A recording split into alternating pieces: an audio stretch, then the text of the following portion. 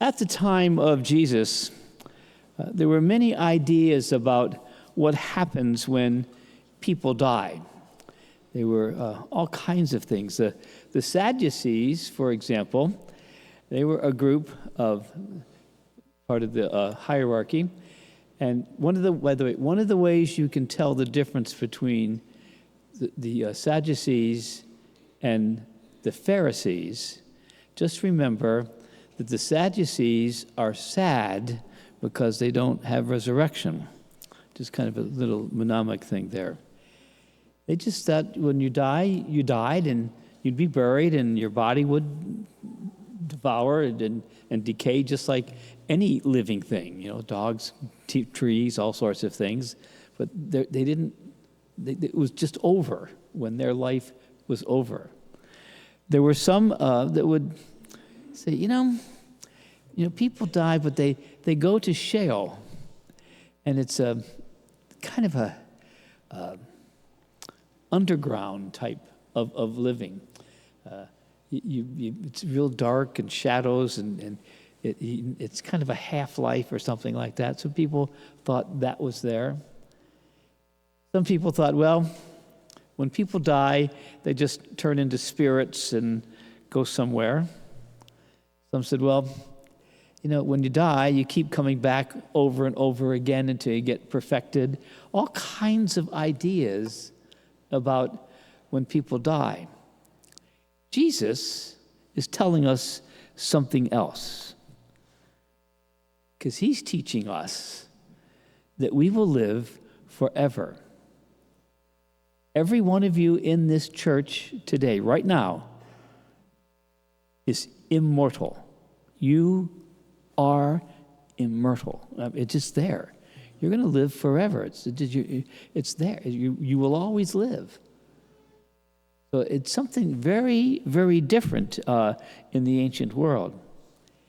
And Jesus, in telling us this and working with us, we can see that there's kind of a couple different kinds of peace that we can have when we follow Jesus. First of all, we can have peace for our mind. We don't have to worry that we're going to go underground or this or that or turn into something else. We can have a peace of mind. We are human beings, men and women, and we will always be men and women forever. Forever. We're not going to turn into elephants or anything like that. It's much, much better than that. So that's one of the kinds of peace that we can have. And a second peace is for our heart. We will not stop loving. Our heart can be at rest because we know what God wants out of us. And thirdly, peace for our soul. We have a deep, deep love from God for us. From the moment of our conception, that's when that hope started. Now, we didn't obviously realize that when we're in the womb or 4 or 5 or 6, but that's a peace that God gives to us. So that's a gift. One of our problems here in our world, though, is that there are things that lessen that. Things that make it hard to really reach into that. And obviously, the most obvious one is sin. That takes away our peace more than we can think. And we do that, and we get into that. And we allow ourselves to go into this sinful behavior sometimes, and maybe more than just sometimes. For example, there are subtle habits of sin. We sometimes do this stupid thing and say, well, it was just a white lie. There's no such thing. All it is, we are lies. There's no such thing as a white lie. No, It's a lie. And we get so enamored with trying to justify ourselves. Well, I didn't really mean to say that. I did, and rather than we just do things like that. And there are all kinds of sins like that, where we try to justify what we're doing.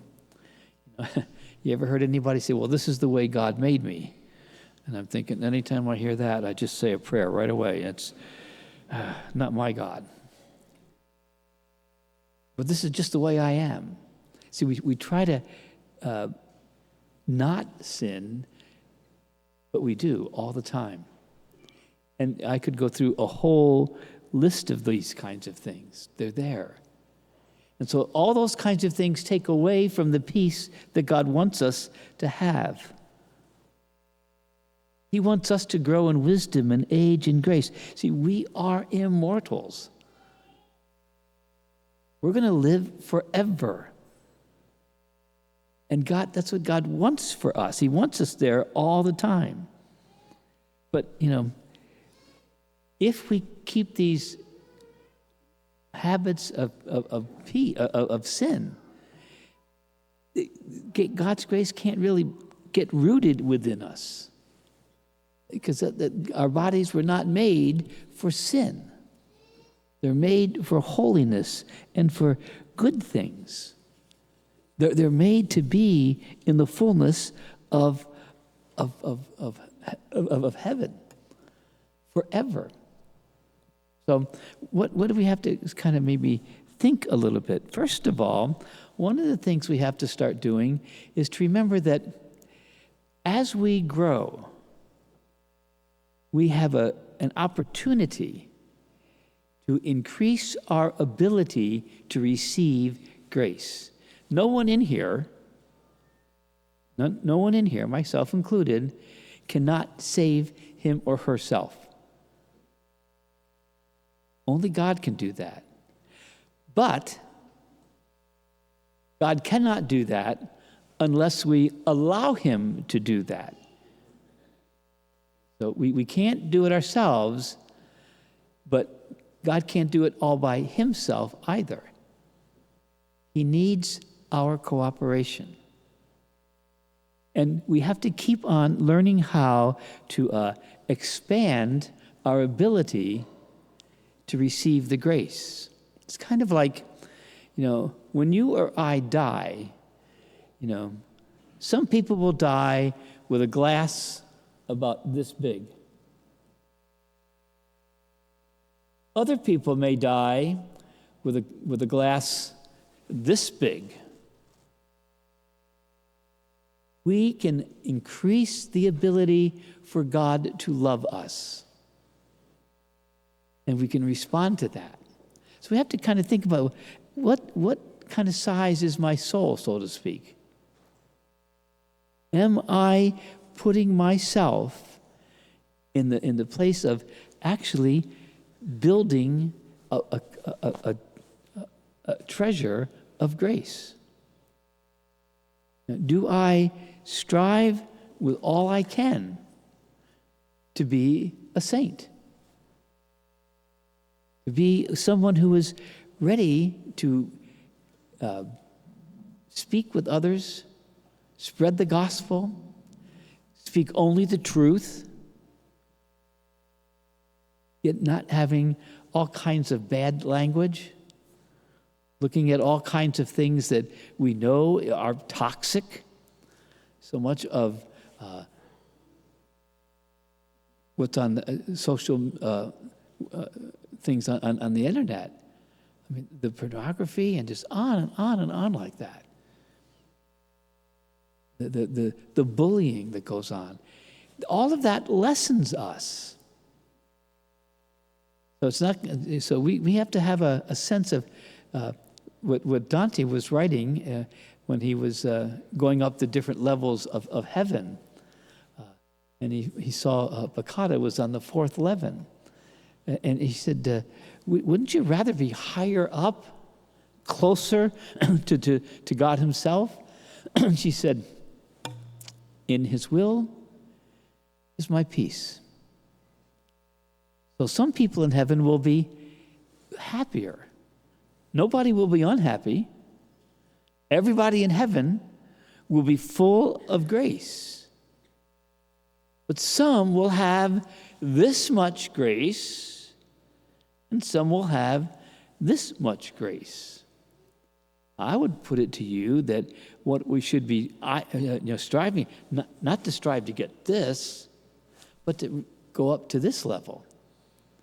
And if you, back in the Gospel of Matthew, he says, for as you judge, so you will be judged. And the measure with which you measure others, that will be measured out to you. See, God's looking at that.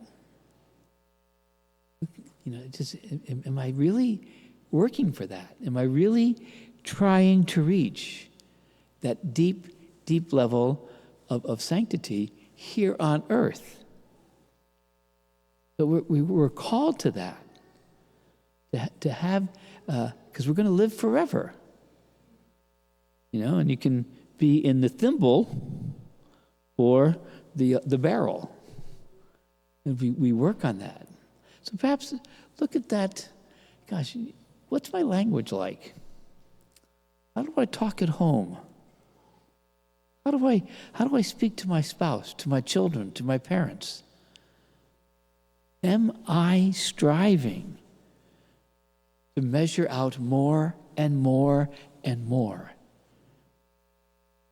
That's what God asks of us in the end of life. Because everybody in here, every single one of you, myself included, we will die in this earthly life. It's going to happen. So why not take some, I want to bank. I want to bank that grace that God can give me. Open my mind, my heart, my soul, that God can pour that grace into me. And the more we do that, the more our life will become bigger and bigger and bigger. So it's a challenge. It's a challenge. We're not going to come back as cockroaches in some religions. They keep coming back with some kind of different animal. That's not going to happen. We're not going to go into some dark place under the ground, under the surface of the earth. We're not just going to wipe away our existence. We're not going to turn into angels. None of those things are going to happen. When we get to the end of our life on this earth, this reality, we will be part of the actual, permanent, eternal reality. So we can make ourselves really big, really small, maybe even zero. We can be a giant, having that joy and that peace that God wants for us. So let us prepare. We don't know when I don't know when I'm going to die. I could die this afternoon. Some people are going, please, no. But, maybe I'll live for a few more years. Think of that, a few more years that I can pester you. But I hope that what I am doing and striving is to say yes to God, walking with Him, so that one day in eternity, I will be with Him forever.